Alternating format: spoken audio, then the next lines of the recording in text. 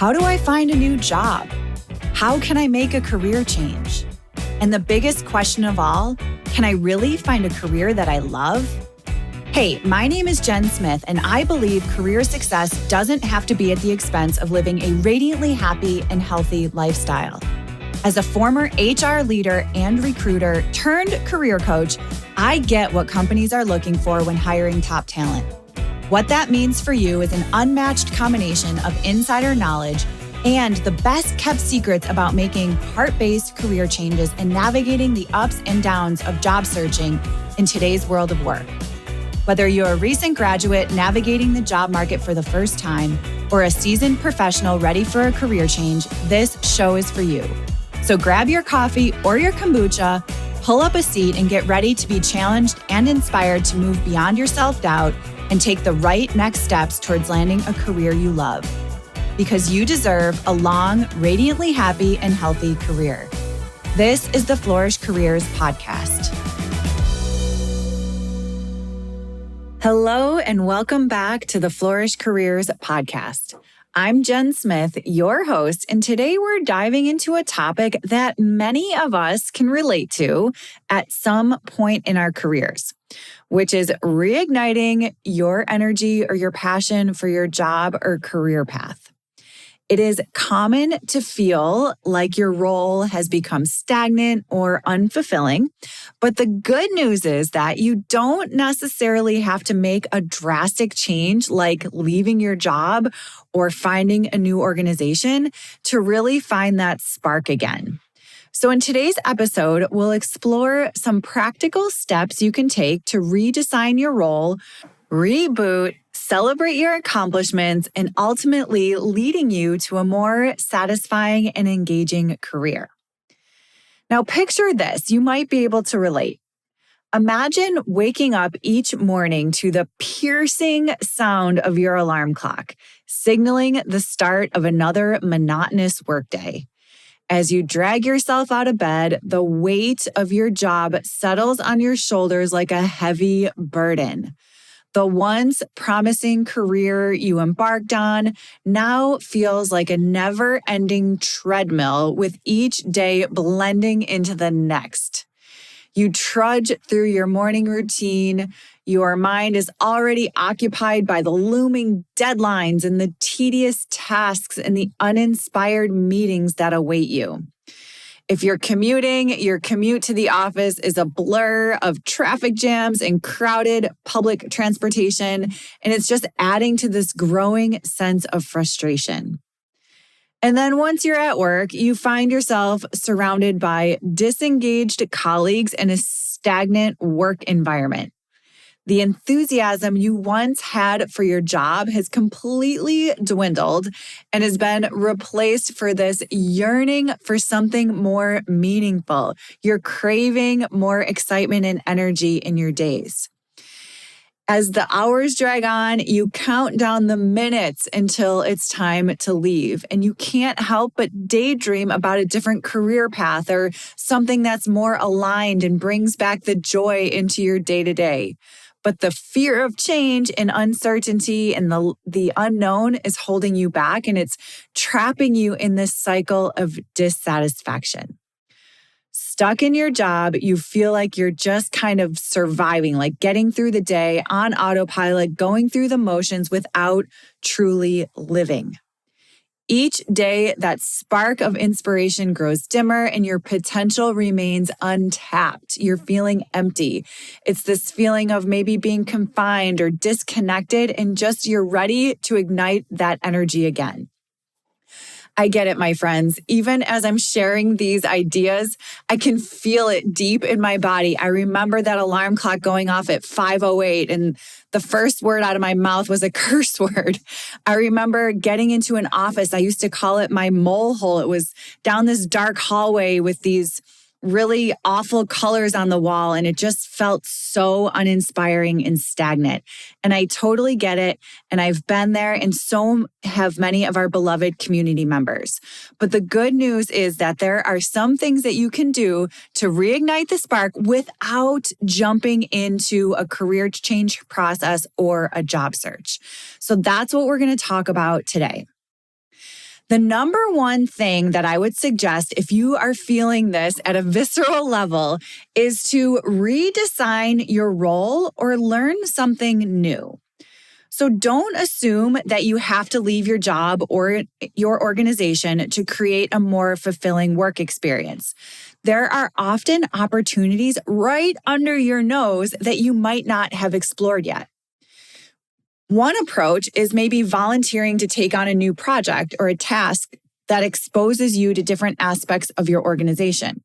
So you can step outside your comfort zone, and this can be a really powerful way to reignite some energy with your organization and with your job. Another strategy is to collaborate with colleagues and explore if you can participate in different teams or take ownership of something different. Maybe you could swap projects or responsibilities with one of your colleagues. Sometimes a change like that is a change in perspective, and that's all you need. So an example comes to mind. I'm going to share an example of actually a former colleague that I worked with years ago. So Jonathan had been working in the HR department of a medium-sized tech company for several years. He enjoyed a lot of the aspects of his job, but he was feeling like he was stuck in a rut, and the role that he was in HR had become somewhat monotonous. He contemplated looking for a new job. He called me up. We talked about it. He assumed that was the only way to reignite energy in his career. However, John really liked the company that he worked for, and they were growing. So before making any drastic decisions, I encouraged him to explore different opportunities within his current organization. So here's what we came up with. First, he approached his manager with a proposal to get involved with a new HR initiative. He expressed interest in employee development and suggested that he could lead a training program for new team leaders on effective leadership and communication. His manager loved this idea and gave him the green light to go ahead and proceed. Then he realized that his role didn't have to be confined solely just to HR, especially working in a startup that was growing. So he started working with other departments, and particularly the marketing team, to help create an employer branding campaign in order to attract new talent. So this exposure to different areas of the business really broadened his perspective. It gave him a sense of creativity and helped bring in new top talent to the organization. And that's a space within HR that he had never worked on.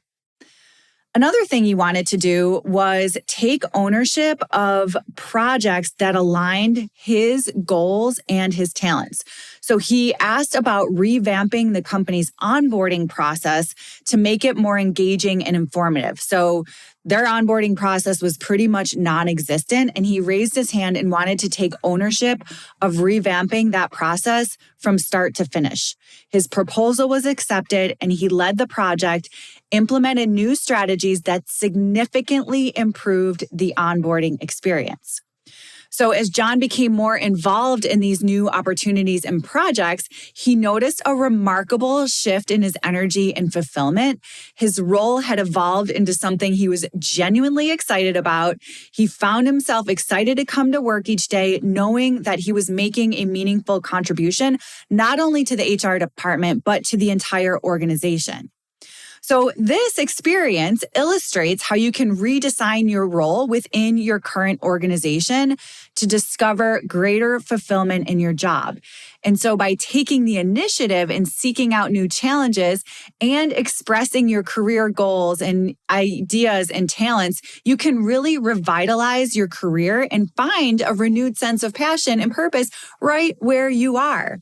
I personally remember doing this in an organization where I worked with a couple colleagues across the organization outside of HR to get our wellness team up and running. Obviously, wellness is something that I'm super passionate about. Our site did not have any type of wellness focus, yet we were working in biotechnology.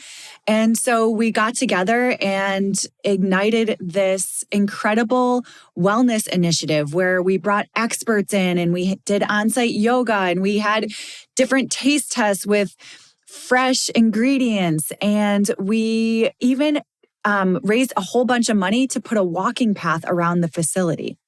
So remember that sometimes the most significant career transformations begin with small and proactive steps, and that can lead to almost an entirely new role or even expanded opportunities within your organization. Another idea to reignite the spark in your career is to seek out inspirational people.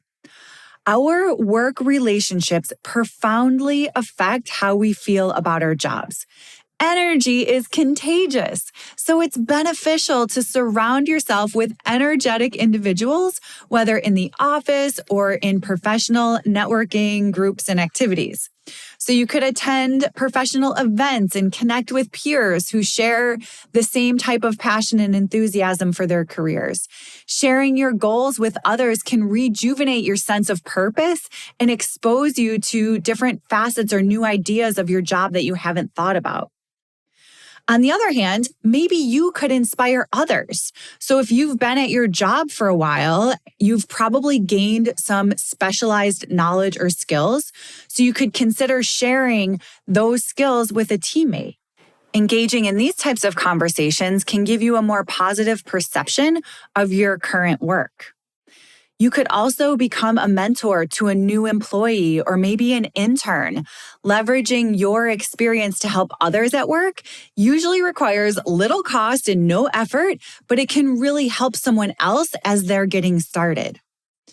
If you do consider offering to mentor or teach new colleagues, not only does this help you grow and deepen your skills, but it can really infuse a sense of meaning and purpose into your everyday tasks. I have a very special episode dedicated to mentorship with Philip Wilkerson, and I'll add that to the show notes. These points make me think of a recent beloved who is an engineer, and she was feeling a little bit stagnant in her role. And so she attended a local engineering conference where she met some different people from various engineering disciplines, and engaging in those conversations about these new and innovative projects and the excitement for their field really reignited her enthusiasm. She also joined a mentorship program through the engineering within her organization, where she mentors a junior engineer. Sharing her knowledge and expertise helps this junior engineer grow and brings a fresh sense of purpose and energy to her daily tasks. So she realized that mentoring has added this new layer of meaning to her work, and she feels more connected now to the engineering community than she did before. So by actively seeking out colleagues and engaging with like-minded professionals, she has new enthusiasm for her career without making a change, and it's making it more fulfilling for her. Not to mention, attending conferences, seminars, or webinars related to your field in itself can provide inspiration and new ideas. Maybe even take it a step further and craft a proposal to your manager to attend an industry event in a new city. So getting out of the office to travel can certainly spark new energy. And as a proactive professional, one of the most valuable actions you can take is to propose to your manager the idea of attending a conference in a new city. When you propose this idea to your manager, you definitely want to emphasize the benefits that it can bring to both you and the company. So here's a couple points to consider.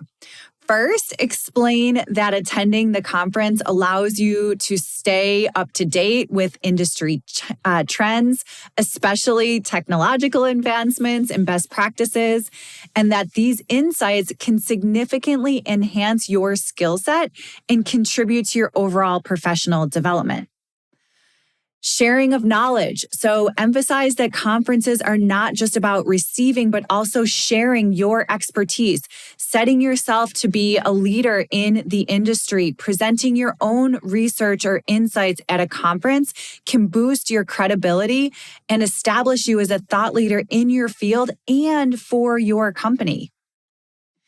New knowledge and skills that you acquire at a conference can be directly applied to projects, which could increase productivity and efficiency and lead to potential business collaborations or partnerships that might benefit your company's growth. Not to mention that many conferences offer even more tangible takeaways, such as reports or presentations, materials that can often be shared with you and your team, which just multiplies the benefits of you attending an industry conference. So when making your proposal, be prepared to provide specific details about the conference, including the dates, the location, the agenda, the costs. And if you present a well thought out plan that demonstrates your commitment to making the most of the opportunity, my guess is that it's going to be an easy yes. And by proposing travel to a new city for a conference, you're not only showing your dedication to personal and professional growth, but also your commitment to contributing to your organization. It's a win-win situation that can ignite a fresh energy in your career, boost your skills, and bring new ideas and perspectives back to your team. This is a big deal in today's world of work. I dedicated an entire episode to upskilling and reskilling, which I will add to the show notes. Okay, so we've talked about redesigning your role, seeking out inspirational people, including mentoring others, as well as attending events. Another idea that has always helped me when I felt like I was in a rut is to celebrate your accomplishments. Celebrating your accomplishments is a powerful way to revitalize your career, and it's so easy. I recently did this. I was feeling like I was in a little bit of a rut after the holidays, so I got back to my simple practice of keeping an I did it list each day. So at the end of each workday, I jotted down everything that I accomplished, no matter how small or how routine it was. And that practice not only boosted my emotional well-being, but also provided me with clarity on tasks that I really enjoyed doing the most.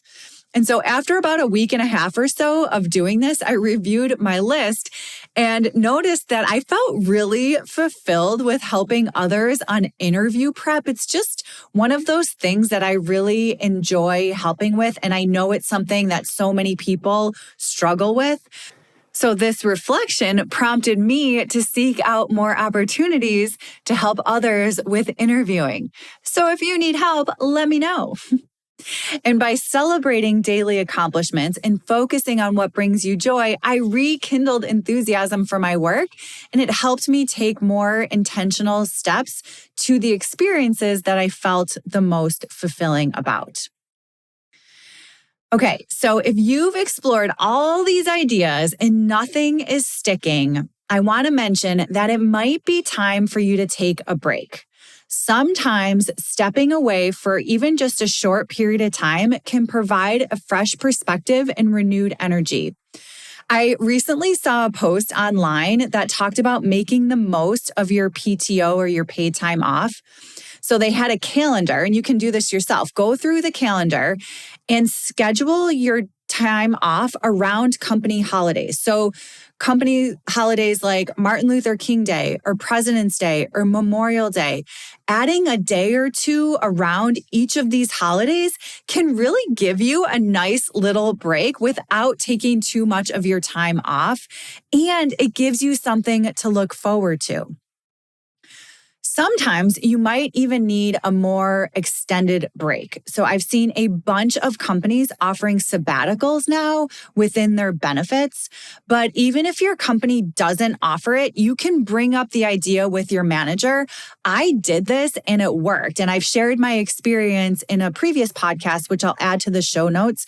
But taking an extended period of time away from work can really clear your head and bring you back much more rejuvenated and excited for the day-to-day.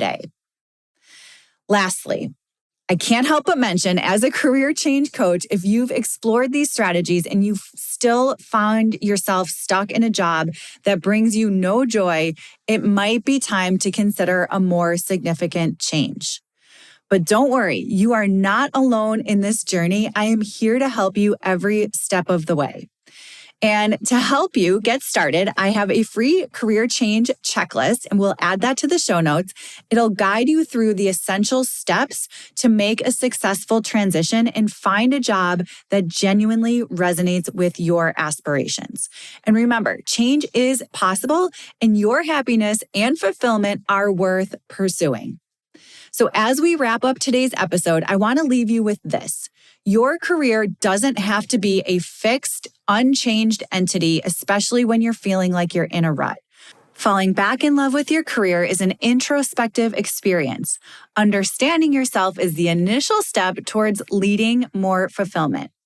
By taking proactive steps to redesign your role, celebrate your accomplishments, and surround yourself with inspirational people, you can rediscover your career passion and find renewed fulfillment in your job. Remember that it's all about taking small, incremental steps that lead to a more satisfying and enjoyable career path. Thank you so much for joining me today. If you found this episode valuable, please consider sharing it with your colleagues and friends. Stay tuned for more discussions on navigating the world of work and finding your career inspiration.